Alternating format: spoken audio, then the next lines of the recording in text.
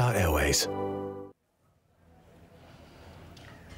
Amnesty International says it's outraged by reports a man has been sentenced to be paralysed in Saudi Arabia.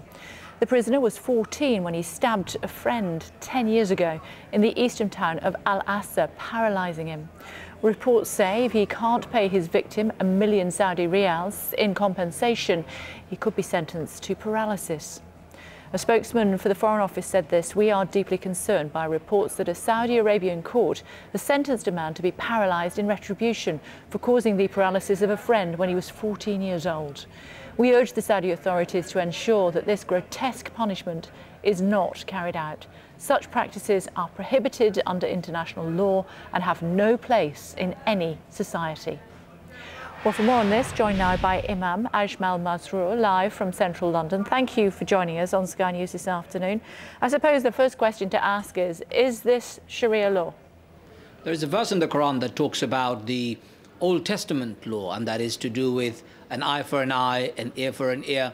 It confirms the existence of that law in the Old Testament. But the same verse then continues to say, and that is, of course, the punishment as well as retribution sought by the families. However, it is better for a person to be magnanimous and forgive as a means of charity. That would be their own recompense. So I think Saudi government, as well as its legal wing, should have considered as well as promoted the concept of forgiveness as a means of healing a past wound.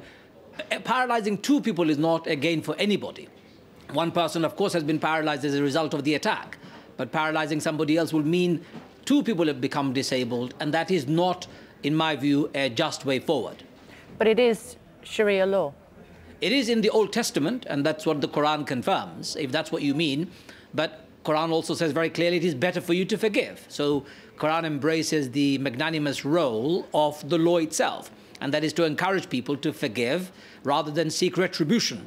Because remember what Gandhi said, if we all took an eye for an eye, the world would be blind eventually. There is a scope within Islamic law for interpretation, and the wider interpretation I would call for is to punish this person adequately and tell this person to pay for the family or this person's care and upkeep for the rest of his life. But certainly not paralyzing two people. That, I believe, is not called for.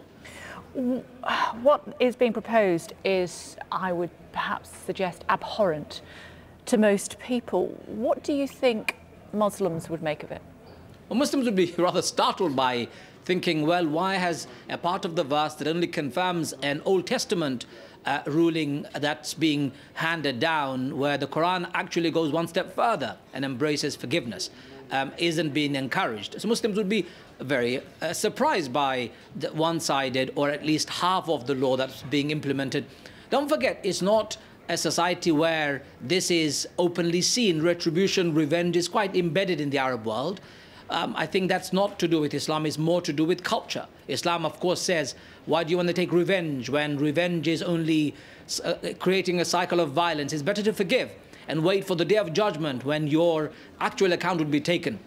And what is a few pennies of compensation as far as I'm concerned? What's better for human being is to embrace even our enemy, heal them through forgiveness, and teach the world that we have strong punishment as a deterrent. But like I said before, paralyzing two people only adds to what we called people becoming dependent on the state, and that's not what we welcome. And also, presumably, it will be somewhat of a challenge to find a doctor that would be prepared to carry out this punishment. I can't even fathom how one would do it. I suppose one would be cruel enough to do, or any doctor would be cruel enough to undertake that task. Yes, it's a pity I have on those doctors. I wouldn't call for anyone to do that. I would say simply the law or this particular verdict needs to be revised and followed by the very Quranic principle that they're trying to follow, and that is, Quran is saying, don't just embrace the teachings of the Old Testament, but go one step further and teach the society to heal through forgiveness, but also creating deterrence so people don't do that again. Okay, thank you very much indeed for joining us on Sky News. Thank you. Let us know what you think about that story, won't you, or indeed any of the stories that we're covering here on Sky News.